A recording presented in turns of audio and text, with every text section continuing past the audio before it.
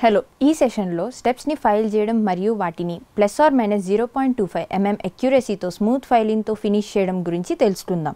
Session ప్రారంభిద్దాం. ఈ session లక్ష్యాలను చూద్దాం.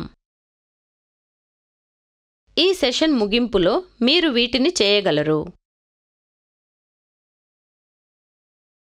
వెర్నియర్ హైట్ గేజ్తో కొలతలు మార్క్ చేయగలరు. హ్యాక్సాయింగ్ ద్వారా మెటల్ కట్ చేయగలరు.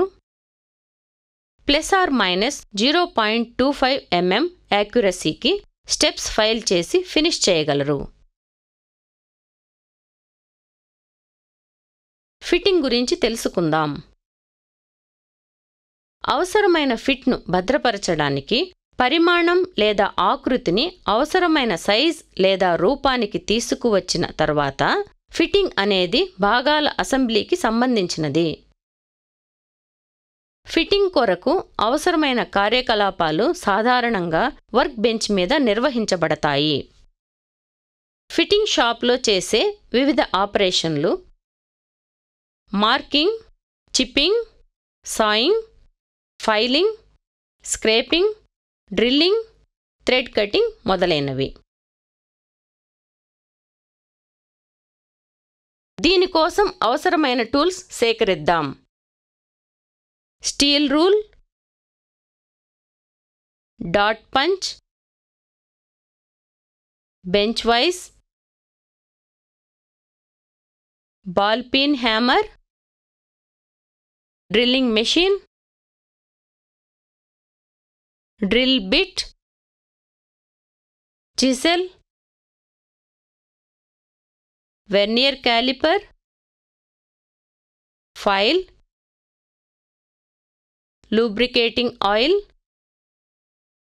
hacksaw blade with frame, surface table, scriber, vernier height gauge, tri-square, micrometer, marking media, angle plate. Steps file చేయడం మరియు ±0.25 mm యాక్యురసీకి స్మూత్ ఫైల్తో ఫినిషింగ్ విధానాన్ని ఇప్పుడు చూద్దాం. రా మెటీరియల్ యొక్క సైజ్ను చెక్ చేయడానికి స్టీల్ రూల్ను ఉపయోగించండి. వివిధ గ్రేడ్ల ఫైల్స్ ఉపయోగించి వర్క్ పీస్ యొక్క అన్ని ఫేస్ ఫైల్ చేయండి. ఒక ట్రైస్క్వేర్ ఉపయోగించి ప్యారలలిజం మరియు పర్పెండిక్యులారిటీ నిర్ధారించుకోండి. ఫేస్ ఏ పైన మార్కింగ్ మీడియా అప్లై చేయండి. సర్ఫేస్ టేబుల్ పైన వెర్నియర్ హైట్ గేజ్ ఉపయోగించి వర్క్ పీస్ని 45 mm x 45 mm సైజ్కి మార్క్ చేయండి.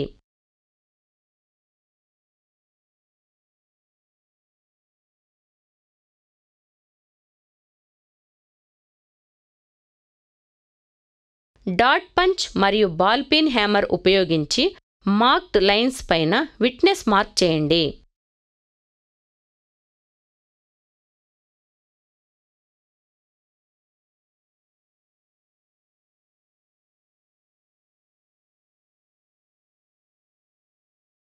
వర్క్ పీస్ని 45 mm x 45 mmకి ఫైల్ చేసి ఫినిష్ చేయండి.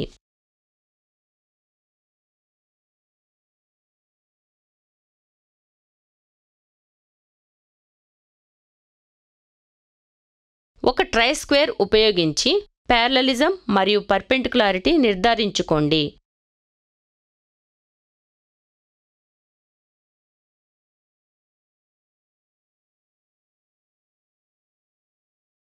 ఫేస్ ఏ పైన మార్కింగ్ మీడియా అప్లై చేయండి. వెర్నియర్ హైట్ గేజ్ మరియు యాంగిల్ ప్లేట్ ఉపయోగించి ఫేస్ బి నుండి 15 mm మరియు 30 mm వద్ద ప్యారలల్ లైన్స్ మార్క్ చేయండి. వెర్నియర్ హైట్ గేజ్ మరియు యాంగిల్ ప్లేట్ ఉపయోగించి ఫేస్ సి నుండి 15 mm మరియు 30 mm వద్ద ప్యారలల్ లైన్స్ మార్క్ చేయండి. డాట్ పంచ్ మరియు బాల్ పిన్ హ్యామర్ ఉపయోగించి డ్రాయింగ్ ప్రకారం పార్ట్ 1లోని ప్రొఫైల్ లైన్స్ విట్నెస్ మార్క్ చేయండి. డ్రాయింగ్ ప్రకారం సాయింగ్ ద్వారా ఎక్సెస్ మెటీరియల్ని కట్ చేసి వేరు చేయండి. స్మూత్ ఫైల్తో డ్రాయింగ్ ప్రకారం స్టెప్స్ ఫైల్ చేయండి. అవుట్ సైడ్ మైక్రోమీటర్తో జాబ్ సైజ్ కొలవండి. ±0.25 mm యాక్యురసీ కొనసాగించండి. ట్రై స్క్వేర్తో స్క్వేర్నెస్ చెక్ చేయండి. అదేవిధంగా డ్రాయింగ్ ప్రకారం సాయింగ్ ద్వారా ఎక్సెస్ మెటీరియల్ని కట్ చేసి వేరు చేయండి. స్మూత్ ఫైల్తో డ్రాయింగ్ ప్రకారం స్టెప్స్ ఫైల్ చేయండి. అవుట్ సైడ్ మైక్రోమీటర్తో జాబ్ సైజ్ కొలవండి. ట్రై స్క్వేర్తో స్క్వేర్నెస్ చెక్ చేయండి. స్మూత్ ఫైల్ ఉపయోగించి జాబ్ ఫినిష్ చేసి డీబర్ చేయండి. అదేవిధంగా డ్రాయింగ్ ప్రకారం పార్ట్ బిని ఫినిష్ చేయండి. డ్రాయింగ్ ప్రకారం పార్ట్ ఏ మరియు పార్ట్ బిని ఒకదానితో ఒకటి మ్యాచ్ చేయండి. సన్నని కోట్ నూనెను పూసి మూల్యాంకనం కోసం దానిని భద్రపరచండి. రీక్యాప్ చేయడానికి మనము వీటిని నేర్చుకున్నాము. వెర్నియర్ హైట్ గేజ్తో కొలతలు మార్క్ చేయగలరు. హ్యాక్సాయింగ్ ద్వారా మెటల్ కట్ చేయగలరు. ±0.25 mm యాక్యురసీకి స్టెప్స్ ఫైల్ చేసి ఫినిష్ చేయగలరు. సో ఈ సెషన్లో స్టెప్స్ని ఫైల్ చేయడం మరియు వాటిని ±0.25 అక్యురసీతో స్మూత్ ఫైలింగ్తో ఫినిష్ చేయడం గురించి తెలుసుకున్నాం. మీకు అన్ని విషయాలు అర్థమయ్యాయని ఆశిస్తున్నాను. తదుపరి సెషన్లో కలుద్దాం.